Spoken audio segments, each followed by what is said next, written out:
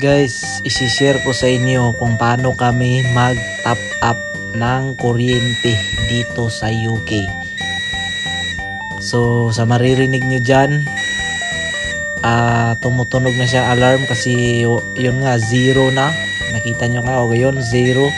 Wala na yung load. Ang kuryente kasi dito is top up lang. So, ganito po siya. Tumutunog pag wala ng kuryente. So ang gagawin natin, punta lang po tayo sa Google. Search natin dito yung Power NI. Lalabas dyan yun, Power NI, keypad, pay as you go. Accept all cookies, tapos buy a top up now. Click lang natin yan. At saka hindi na tayo mag-register. Top up without registering. Top up a keypad. So, click lang natin yung top up a keypad. At yung top up card number lang yung ita-type natin dito, which is yung 9-digit only. Yung naka-circle na pink, yun o. Yan lang yung ita-type natin.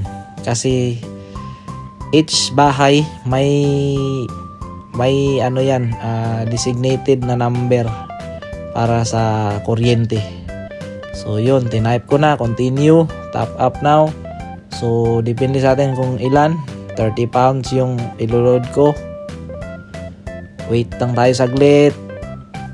Didirekta na yan sa bank or sa card.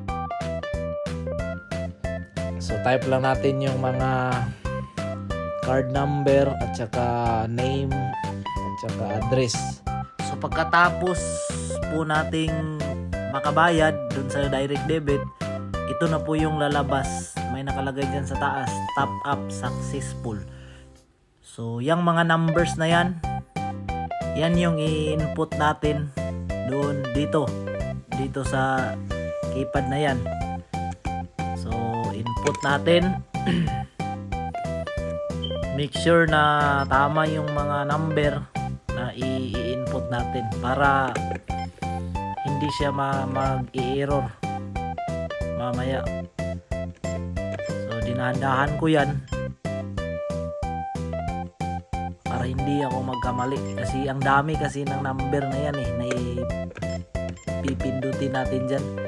Ganyan lang po yung pag-load ng kuryente dito. Wala nang pupuntahan ng mga opisina gaya sa atin. So pagkatapos nating i-input lahat ng mga numbers dun sa resibo, is tutunog yan, sending, o tapos accepted na. So yun na, ganun lang kadali kung paano mag-load or mag-top up dito ng kuryente.